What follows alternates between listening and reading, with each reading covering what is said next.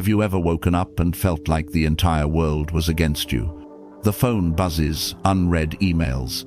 A co-worker's text makes your stomach tighten. And then, out of nowhere, an old memory rushes in. The failure you can't forget, the rejection that still stings, the words you wish you had never said. Suddenly your mind is out of control. It's like being in a car where you're no longer holding the wheel. Anxiety hits the gas, anger jerks the steering, and fear laughs from the back seat. If you've ever been there, you're not alone. We've all lived through that storm. But Stoicism gives us a powerful reminder. You can't control the storm, but you can learn to be the anchor in the middle of it. Stoicism doesn't tell you to shut down or be cold. It teaches you how to feel deeply without being drowned. It shows you how to face fear, anger, and anxiety and still walk forward with peace. In this video, we're diving into 7 Stoic tools that will help you overcome negative thoughts and emotions. Not just theory, practical steps you can start using today. And if you stick with me until the end, you'll see why Stoicism isn't some dusty philosophy from the past. It's a living art of survival in our chaotic modern world. So if clarity, strength, and peace are what you're after, make sure you hit subscribe. This is where your journey begins. Lesson 1. Your mind is the source of happiness. Picture this. You're sitting alone in a quiet room. No one is texting you. No one is demanding your attention. Everything outside is calm. But inside, your mind begins writing its own story, unfinished work. Someone talking behind your back, the fear that tomorrow might collapse. And within minutes, your body feels exhausted, weighed down by a storm that never even happened. Marcus Aurelius once wrote, "Very little is needed to make a happy life. It is all within yourself, in your way of thinking." What he meant is profound. Happiness isn't hiding in the car you drive, the number in your bank account, or the compliments you collect from others. True happiness is born in the mind, a product of how you choose to see the world. And here's the best part. You control it. Think of it this way. 2 people are stuck in the same traffic jam. One pounds the steering wheel, curses, and feels his blood pressure rise. The other leans back, takes a breath, and uses the moment to catch up on a favorite podcast. Same road, same delay, yet completely different experiences. The difference wasn't the traffic, it was the driver's mind. In today's social media age, our minds are constantly pressing the wrong keys on the emotional piano. We scroll and feel envy when we see someone's vacation photos. We feel disappointment when our posts don't get enough likes. We feel anxiety when a friend gets promoted and we don't. None of these feelings are caused by reality itself. They are the result of the story our mind tells. Stoicism teaches us a powerful skill. Learn to choose the right notes. Gratitude instead of comparison, presence instead of regret, calm instead of rushing. When you master this, your inner soundtrack shifts from chaos to harmony. Here's a simple practice. Every morning, before you touch your phone, write down 3 things you're grateful for. Nothing fancy. I'm alive. I have another chance today. I have someone who loves me. This habit is like tuning your instrument before the concert. It sets the tone for the entire day. Because when you remember that happiness begins in the mind, you stop chasing it in the outside world, and you start creating it within. Lesson 2. Learning to steer your mind. Epictetus once said, "It's not the things themselves that disturb us, but the way we think about them." Think back to the last time someone insulted you.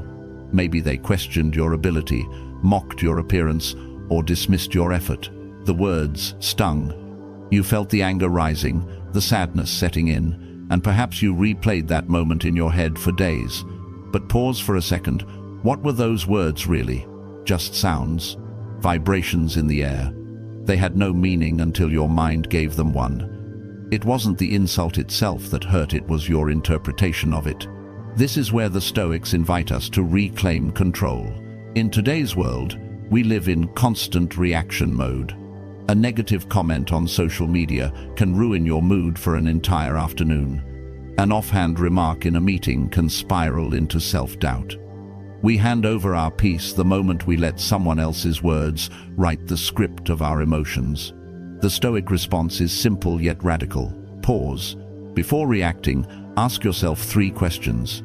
1. Does this really matter? 2. Is it within my control? 3. If I stay silent, what do I actually lose? Most of the time, the answers are clear. It doesn't matter. It's not in my control. And silence costs me nothing. Seneca warned us. Anger often does more damage than the injury that provoked it. Think of your mind as a wild horse. Left unchecked, it bolts in every direction toward insults, injustices, and irritations. You end up being dragged wherever it runs. But if you learn to hold the reins, to slow the horse, you can guide it where you want to go. That's the difference between living as a prisoner of reaction or as a master of response. Here's a practical exercise. The next time you feel anger rising, do nothing for 5 seconds. Take a deep breath. Ask yourself, what happens if I don't respond with anger? That tiny pause is more powerful than you think. It creates a gap between stimulus and response, and in that gap lies your freedom. Because steering the mind doesn't mean eliminating emotion. It means refusing to let emotion drive the car. Lesson 3. Stop letting your imagination spiral. How many times have you suffered over something that never actually happened? You get a text. We need to talk. Instantly, your mind starts running wild. Did I mess up? Are they angry with me? Am I about to be fired, abandoned, or humiliated? Your chest tightens, your pulse races, your mood crashes. Hours later, the conversation turns out to be nothing, maybe good news, maybe something neutral. The suffering was entirely self-inflicted. Seneca nailed this truth 2,000 years ago. We suffer more often in imagination than in reality. And isn't that what anxiety really is? A movie our mind directs and plays on repeat. The problem is, our mind tends to make horror films, not comedies. We imagine the worst-case scenario, the dramatic collapse, the betrayal, the disaster. Our brain is brilliant at storytelling. It just happens to be terrible at picking uplifting genres. Think about the last time you felt nervous before a presentation. You probably imagined stumbling over your words, forgetting your slides, or being laughed at. Yet when you finally spoke, none of those disasters occurred. Or perhaps you got an email with no context and instantly assumed it meant rejection, only to find out later it was good news. Over and over, our imagination convinces us to suffer twice, once before reality, and once again if reality ever does turn bad. The Stoic solution isn't to kill your imagination, it's to train it. If your mind can invent nightmares, it can also create hope. If it can picture failure, it can picture success.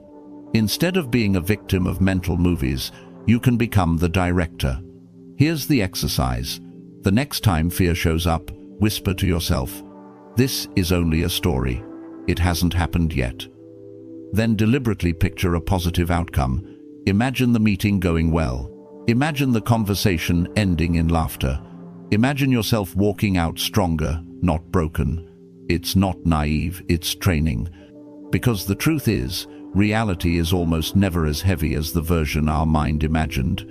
And if life is already difficult, why add a second layer of suffering on top of it? As Epictetus reminded us, men are disturbed not by things, but by the views they take of them. The choice is yours.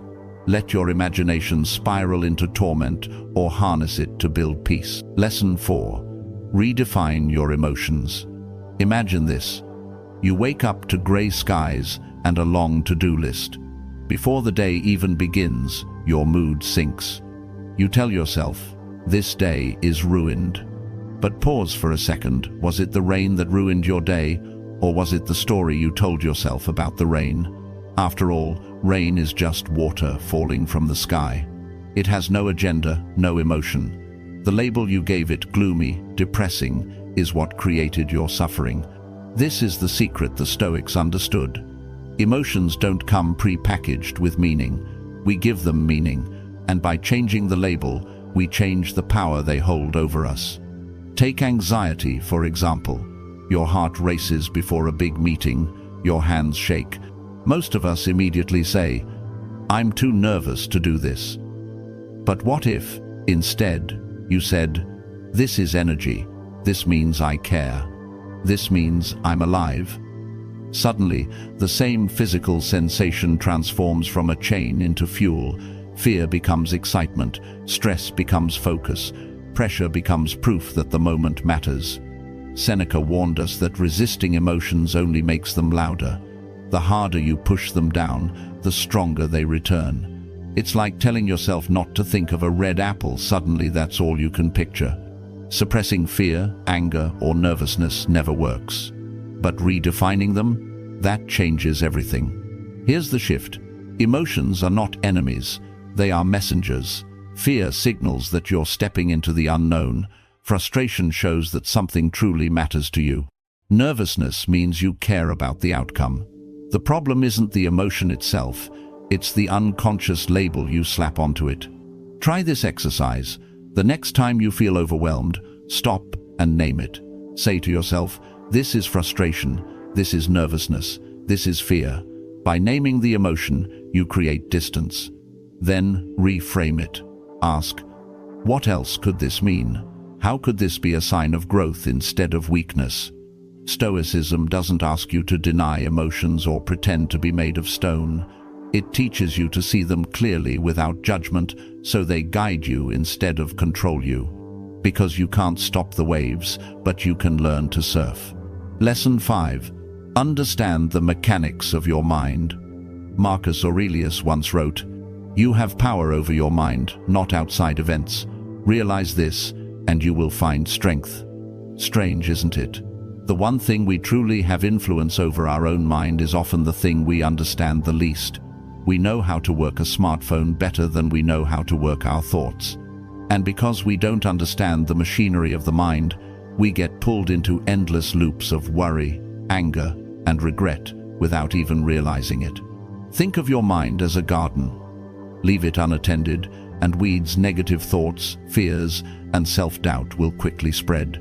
But if you cultivate it with care, planting seeds of gratitude, discipline, and resilience, it flourishes. The key is realizing that you don't just have thoughts, you also have the ability to direct them. Here's the paradox.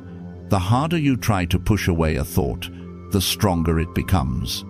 Tell yourself, "Don't think about failure," and suddenly failure is the only image in your head.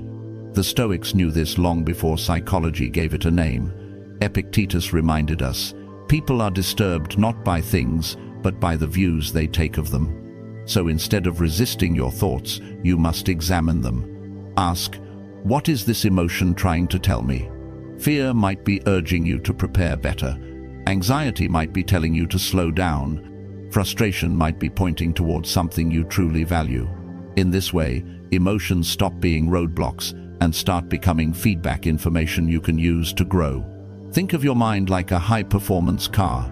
It's powerful and fast, capable of incredible things, but without a driver, it veers off course, burns fuel, and eventually crashes. Awareness is the steering wheel. Without it, your thoughts spiral into catastrophe. With it, you guide them with clarity. Try this exercise. The next time a negative thought takes over, pause and ask yourself 3 questions.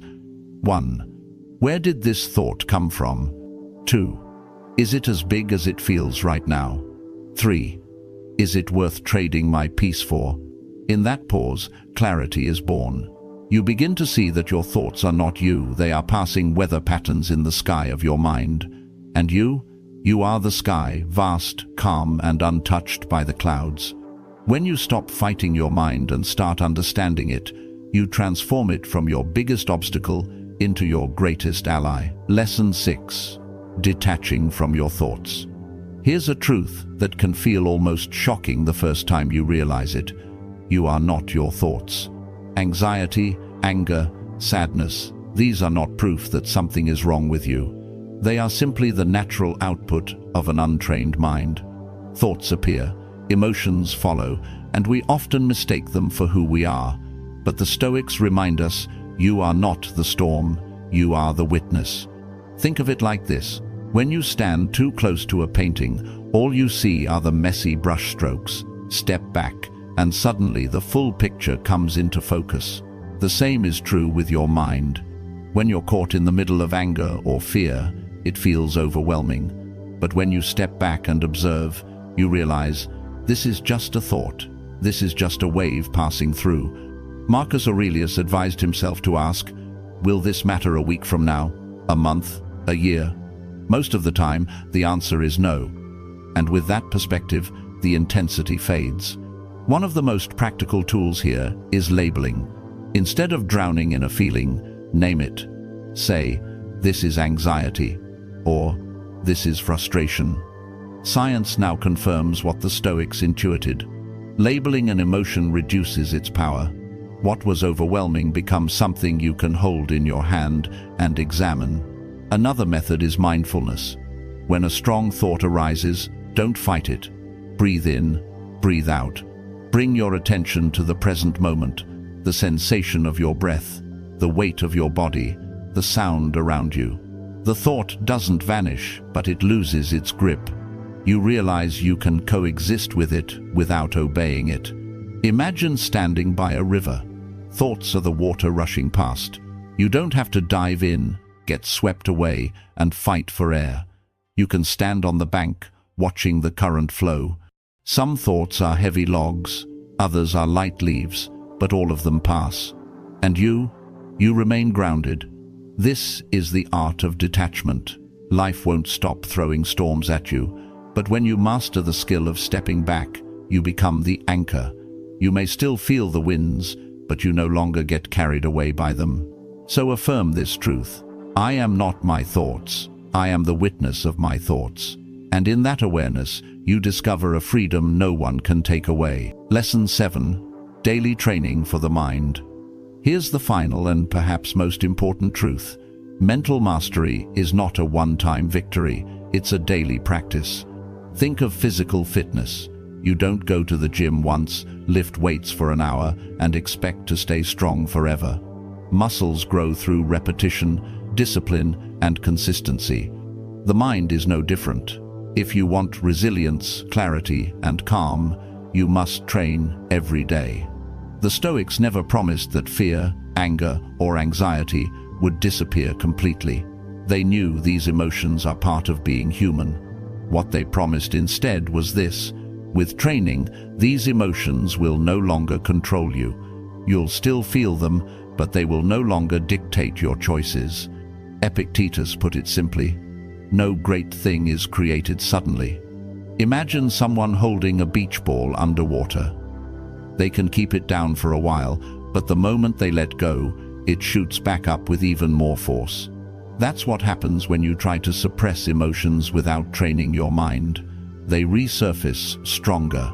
The Stoic approach isn't suppression, it's preparation. So how do you prepare? Through small, daily habits.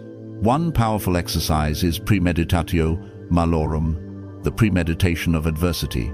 Each day, imagine the challenges you might face: rejection, delays, misunderstandings. Then remind yourself, even if these happen, I can endure them, I can learn from them, I can recover. By rehearsing difficulty in advance, fear loses its bite. Another habit is evening reflection. Before bed, write down the moments when you felt angry, anxious, or afraid. Ask yourself, what triggered this? Could I have chosen differently? Over time, patterns emerge, and you become less reactive, more deliberate. The point isn't perfection. You will never reach a place where nothing bothers you. The point is progress. One calm decision at a time, one thoughtful pause at a time, one honest journal entry at a time. Slowly, your mind shifts. What once felt like chaos becomes manageable. What once ruled you becomes your servant. The truth is, there is no finish line. But with each day of training, you become freer, lighter, and stronger. Not because life is easier, but because you are steadier. And that's the essence of Stoicism, not to escape the storm, but to walk through it with unshakable calm, built one disciplined day at a time. Conclusion. We've just walked through 7 Stoic tools to overcome negative emotions. Remember, the goal is not to become a cold, unfeeling machine. The true goal is inner freedom, living in a way where insults, anxiety, and fear no longer control you. Marcus Aurelius once wrote in Meditations, "Your power lies in your ability not to react. Your mind becomes untouchable if you choose it to be." So let me ask you, which of these 7 tools will you begin practicing today? Drop a short commitment in the comments, something as simple as "I choose calm" or "I will practice gratitude." That single line could be the first step in building your Stoic habit. And if this message resonated with you, give the video a like, share it with someone who needs it, and hit subscribe to join me here at the Stoic Habit, a place where we train discipline, peace, and inner strength together. Remember, the power to change your life begins with your next thought. Use it wisely.